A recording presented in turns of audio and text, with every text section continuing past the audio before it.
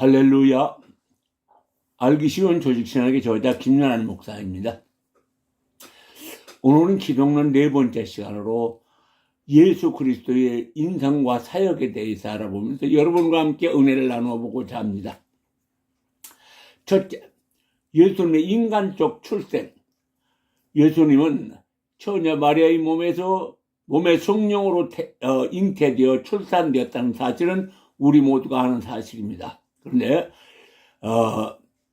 구속사적으로 이스라엘 조상들이 출생 기록을 보면 아브라함이 이삭을 낳고 이삭이 야곱을 낳고 야곱은 유다를 낳고 이렇게 낳고 하는 식으로 능동형으로 기록되었는데 마태복음 1장 16절에 가면 의도적으로 마리아에게서 예수 그리스도라 칭하는 예수가 나시니라고 수동형으로 기록하여 요셉은 예수를 낳지 않았다는 사실을 분명하게 하였으며, 이는 하나님이 성령을 통해 초자연적으로 예수를 마리아에게 잉태시키어 태어나게 하셨다는 사실을 입증하기 위한 것이라고 저는 그렇게 생각을 합니다. 예수님은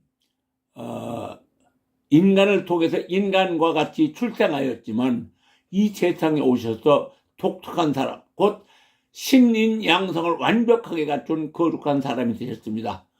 그러므로 구속자를 이어온 것도 성경 기록으로는 누가 누구를 낳고 하는 식으로 기록을 보고 그 연대를 계산하는 사람도 있지만, 하나님의 구속자는 시간에 구애받지 않으시고 하나님 뜻대로 구속자의 명맥을 이어온 것이라고 생각하면 그 연대는 사람이 머리로 가히 계산하지 못할 장구한 세월이 흘릴 것이라고 생각합니다. 다음에 두 번째, 예수님의 인간적 몸과 영혼. 사람은 물질적 요소인 몸과 비물적 요소인 영으로 구성되어 있습니다. 예수님도 인자 즉 사람이라고 불렀으며 사람같이 먹고 마시며 사람들과 같이 일생을 함께 살았습니다. 누가복음 2장 52절, 예수는 그 지혜와 그 키가 자라가며 하나님과 사람에게 더욱 사랑스러워지더라. 요한복음 8장 40절, 진리를 너에게 말하는 사람이 나를 죽이려 하는도다. 예수님의 일생은 사람과 같이 똑같이 행하면서 사람에게 진리를 가르쳐 왔으나 사람에게 죽임을 당하는 지극히 불행한 인간적인 모습이었지만, 십자가에서 운명하실 때 크게 소리 지르고 영혼이 떠나가셨다고 했습니다. 예수님의 일생은 인간적으로 보면은 참으로 비참하였으나 이는 예정된 하나님의 사역이었습니다. 세 번째, 예수님의 인간적 명칭들. 그리스도가 예수님의 신성을 나타내는 명칭이라면 예수, 인자, 아브라함의 자손, 다윗의 자손 등 인성을 가리키는 명칭입니다. 특히 예수님은 자신을 가리켜 인자라고 신약 전반에 걸쳐 80회 정도 사용하였습니다. 그처럼 예수님은 인간의 모습으로 살아가는 동안 지극히 인간적인 성정으로 살았다는 증거이기도 합니다. 다음 네 번째, 예수님의 인간적 성정. 예수님도 인간이었으나 인간의 성질을 제한하셨습니다. 그러나 죄의 성질은 이어받지 않았습니다. 그 이유는 성령으로 잉태되었으므로 인간적 성질의 탄생이 아니기 때문입니다. 그러나 예수님도 생애 배고픔을 말씀하셨고, 목마르다고 하셨고, 피곤하셨고, 주무셨고, 고난을 받으셨으며 십자가에서 창에 찔려 피와 물이 쏟아져 나왔습니다. 마태복음 23장 13절 말씀을 보면 바리새인과 사두개인들에게 뱀들아 독사의 새끼다라며 거침없이 욕설도 하셨으며, 마태복음 16장 6절을 보면 바리새인과 사두개인들이 누룩을 삼가라고 세상 지식을 비아냥거리는 지극히 인간적인 성정을 보이시기도 했습니다. 다섯 번째, 예수님의 인간적 성장. 누가복음 2장 40절. 아기가 자라며 강하여지고 지혜가 충족하며 하나님의 은혜가 그 위에 있더라. 예수님도 사람과 똑같은 성장 과정을 거치셨습니다. 성경에는 예수님의 성장 과정이 짤막하게 기록되었더라. 성장 과정의 핵심은 자라나며 강해지고라는 말이 어원적 의미는 육체적 성장을 완벽하게 그렸으며, 지혜가 충족하며라는 말은 정신적 성장을, 그리고 하나님의 은혜가 충만하여, 이 말씀은 영적 성장과 함께 사람과 동일하고 완벽한 모습으로 성장하였음을 표현했다는 논리를 하겠습니다. 여섯 번째, 예수님의 인간적 활동들. 누가복음 2장 41절 42절. 그 부모가 해마다 유월절을 당하면 예루살렘을 올라가더니 예수께서 12살 될 때에 저희가 그 절기 전례를 쫓아 올라갔더라. 이는 예수님은 경건한 신앙의 가정에서 태어나 어릴 때부터 정기적으로 회당에 나가 예배를 드렸으며 성경을 연구하고 성전을 방문하였습니다. 예수님은 목소로 일하시고 나라의 세금을 바쳤고 하나님께 기도하였으며 모친을 보살피며 공생애를 통해 보편적 인간적 활동을 하시면서 인간이 가장 존귀한 보편적 가치관이 무엇인가를 보여주었습니다. 즉 하나님의 계명인 윤리와 도덕에 대한 진리를 몸소 본을 보이셨습니다. 다음에 그리스도의 피하신 분, 하나님의 아들이 사람의 아들로 나다짐을 말하는 것입니다. 첫째, 성육신. 이사야서 7장 14절. 주께서 친히 징조로 너희에게 주실 것이라. 보라, 처녀가 잉태하여 아들을 낳을 것이요 그 이름을 임마누엘을 하리라.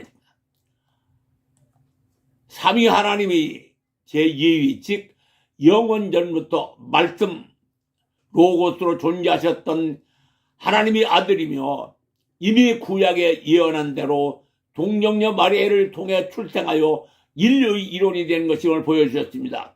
즉 거룩하신 하나님께서 사람의 육신을 입고 출생하였음을 보여주셨다는 말입니다. 고린도후서 8장 9절. 우리 주 예수 그리스도의 은혜를 너희가 알거니와 부유하신 이로 또 너희를 위하여 가난하게 되심은 그의 가난함으로 말미암아 너희를 부욕케 하려 하심이라. 예수님의 생애는 예언한 대로 전적으로 하나님 백성의 구원을 위하여서 노력한 사역이었습니다. 두 번째, 그리스도가 성육신 하신 목적. 첫째, 하나님의 형상을 인간에게 나타내기 위하여. 요한복음 1장 18절. 본래 하나님을 본 사람이 없으되 아버지 품속에 있는 독생하신 하나님이 나타나셨느니라. 그렇습니다. 그리스도는 하나님의 형상을 인간에게 보여주고 인간 창조의 목적을 나타내고 구속사를 이루시기 위하여 택함을 받은 자들의 구원을 위하여 희생의 본을 보이시려고 이 땅에 오셔서 사역하셨음을 분명히 나타내신 모습입니다. 두 번째, 자기 백성을 찾아 죄사함을 주어 구원하시기 위하여. 마태복음 1장 21절. 아들을 낳으리니 이름을 예수라 하라. 이는 그가 자기 백성을 저희 죄에서 구원할 자이심이라. 누가복음 19장 10절 인자의 온 것은 잃어버린 자기 백성을 찾아 구원하려 함이라. 인간은 스스로 지은 죄를 사함받을 수 없다는 것을 명백히 하셨습니다. 그리고 죄사함의 권세가 하나님께 있음을 분명하게 하신 것입니다.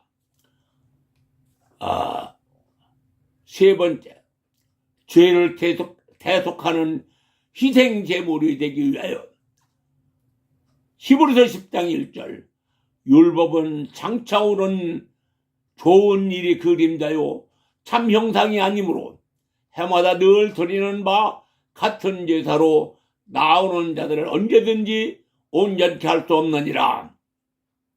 이 뜻을 조차 예수 그리스도의 몸을 단번에 들이심으로 말미암아 거룩함을 얻었느니라. 사람이 아닌 짐승의 피로는 죄를 사함받을 수 없으므로 하나님이 원하시는 제물인 권세와 완전한 제사장으로 흠과 티가 없는 온전한 제물이 되기 위하여 오셨다는 말입니다. 이는 율법의 완성자로 되었습니다. 그러므로 율법은 몽학선생이라고 표현한 것입니다. 호세아서 6장 6절 나는 제사를 원하지 않고 하나님 나 아는 것을 원하노라. 요엘서 2장 11절 너희가 옷을 찢지 말고 마음을 찢어라. 요한복음 17장 3절 영생은 참 유일하신 하나님과 그의 보내신 자 예수 그리스도를 아는 것이니다. 이와 같은 말씀들을 묵상하여 보면 오늘날 교회에 가서 예배드리는 것만이 예수 믿는 것이 아닙니다. 성도들은 하나님을 아는 지식을 쌓고 물과 성령으로 거듭나서 마음과 행동이 변하여 세상 사람들까지 알아주는 믿음을 가져야 한다는 논리입니다. 네 번째, 마귀의 일을 멸하기 위하여 요한일서 3장 8절 죄를 짓는 자는 마귀에게 속하나니 마귀는 처음부터 범죄함이니라. 아들이 나타신 것은 마귀의 일을 멸하려 하심이라. 거듭나지 못한 사람은 아담이 지은 원죄성이 남아있기 때문에 마귀와 교통할 수 있는 여지가 남아있습니다. 그러므로 죄의 성질이 남아있는 사람은 스스로 구원받을 수 없기 때문에 거듭나야 한다는 논리입니다. 이 세상의 어떤 권세로도 마귀의 권세를 이길 수 없고 오직 하나님밖에 없습니다. 마귀의 권세가 아무리 강할지라도 마지막 심판의 권세는 오직 예수님께만 있다는 사실을 알아야 합니다. 그는 요한복음 5장 21절 또 인자됨으로 말미암아 마지막 심판의 권한을 주셨느니라. 그 다음에 다섯 번째, 자비의 대제사장이 되기 위하여 히브리서 5장 1절 2절 대제사장마다 사람 가운데서 취한 자이므로 하나님께 속한 일에 사람을 위하여 예물과 속죄하는 제사를 드리게 하나니 저가 무식하고 미혹한 자를 능히 용납할 수 있는 것은 자기도 연약에 쌓여 있습니다. 사람은 자기 죄로 인하여 죄의 연약에 쌓여 있으므로 하나님이 원하시는 자비와 긍휼을 갖춘 완전한 대제사장이 될 수 없기 때문에 하나님이 스스로 대제사장이 되어 오셨다는 말씀입니다. 그 다음에 여섯 번째, 다윗에게 약속한 언약을 성취하기 위하여 누가복음 1장 31절로 33절 보라 내가 수태를 하여 아들을 낳으리니 그 이름을 예수라 하라. 저가 큰 자가 되고 지극히 높으신 이 아들이라 일컬음을 받을 것이라. 주 하나님께서 그 조상 다윗의 이를 저에게 주시리니 영원히 야곱의 집에 왕 노릇하실 것이며 그의 나라가 무궁하리라. 약속은, 즉 언약은 하나님의 상징입니다. 하나님은 한번 약속하신 것은 변개할 수 없으므로 스스로 약속을 성취하기 위하여 오셨다는 말씀으로, 하나님은 한번 약속하신 말씀은 반드시 성취하시는 하나님을 알고 고난에 흔들리지 않는 믿음이어야 구원받을 수 있습니다. 그 다음에 7번째, 높이 들림을 받기 위하여. 빌립보서 2장 9절로 11절. 이름으로 하나님이 그를 지극히 높여 모든 이름 위에 뛰어난 이름을 주사 하늘 위에 있는 자들과 땅에 있는 자들과 땅 아래에 있는 자들도 모두 무릎을 예수의 이름 아래 꿇게 하시고 모든 입으로 예수 그리스도를 주라 시인하여 하나님 아버지께 영광을 돌리게 하셨느니라. 예수님은 높은 곳에 들려 올라가시기 위하여 스스로 낮은 곳으로 오셔서 사람들에게 본을 보이셨습니다. 그러므로 말씀의 의미를 알고 마음에 아로새긴다면 천국을 열어가는 지혜와 하나님의 권능이 함께할 것이라고 믿습니다. 기복진앙과 허탄한 신화에 매달려 목장의 말씀의 생소가 고갈되면 목사나 성도 모두가 하나님의 보응을 받게 될 것입니다. 그러므로 우리는 하나님의 말씀을 아는 지식을 쌓아야 되는 줄로 믿으시기 바랍니다. 다음 3번째, 예수님의 율법에 대한 복종. 갈라디아서 4장 4절 5절. 때가 참에 하나님이 그 아들을 보내서 여자에게 나게 하시고 율법 아래에 나게 하시는 것은 율법 아래에 있는 자들을 속량하여 하시고 우리로 아들의 명분을 얻게 하려 하심이라. 성육신하신 예수 그리스도는 모든 율법을 깊으신 데 따라 자발적으로 인간에게 영생을 내기 위하여 대리적으로 율법에 복종하심으로 율법의 제정자가 율법의 제한을 받는 위치로 낮아지신 것입니다. 주님이 율법에 대한 복종하심은 인간 구원에 대하여 순종으로 구속사를 위함임을 보여주고자 하는 하나님의 뜻이었습니다.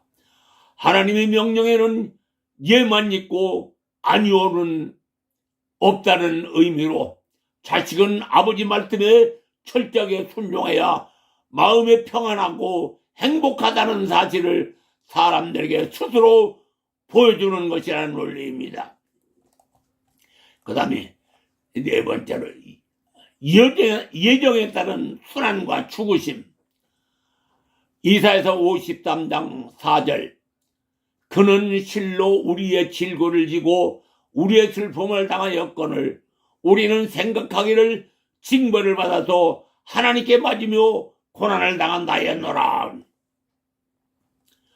예수님은 전 생애를 통하여 육체적으로만 아니라 영적으로 심한 고통을 당하셨으며 하나님의 뜻에 따라 고난과 죽으심, 장사지려고 부활하기까지 예정된 사역을 성취했을 것은 역사적 사실입니다.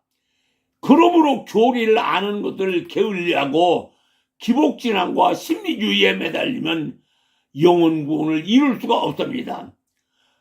예수님께서 택한 백성을 구원하시기 위하여 얼마나 많은 희생을 하셨나 생각해 봅시다.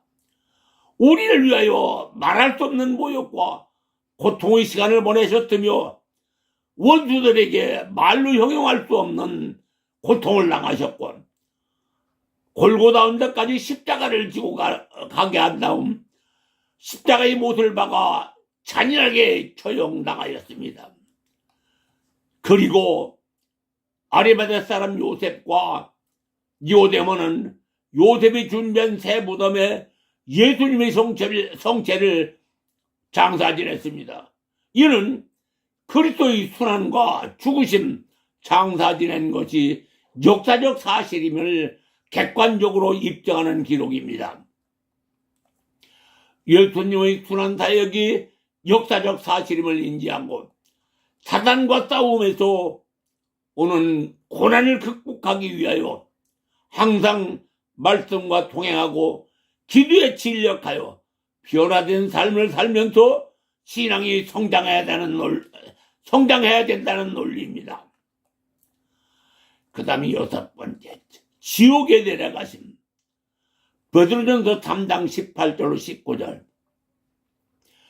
그리스도께서도 한 번 죄를 위하여 죽으사 의로서 불의한 자를 대신하였으니 이는 우리를 위하여 우리를 하나님 앞으로 인도하려 하심이라. 육체로는 죽임을 당하시고 영으로는 살리심을 받으셨더니 저가 또한 영으로 옥에 있는 영들에게 전파하십니다. 이 말씀을 일부 개혁파 학자들은 지옥 강화를 장사되었던 3일간의 상태를 비유적으로 묘사한 것으로 해석하고 있습니다.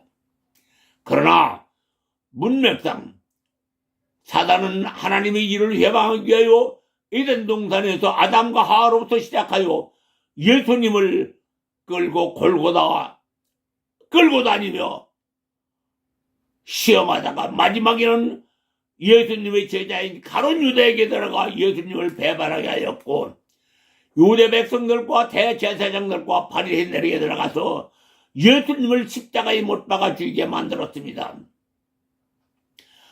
예수님이 죽다 그들은 자기들이 승리한 줄로 생각하였으나 실제로는 예수님은 부활하시어 그들의 최고 권력인 사망의 권세를 빼앗아 계획대로 하나님이 승리하신 후 최후 승리를 하셨다는 모습을 보여준 것이라고 생각합니다.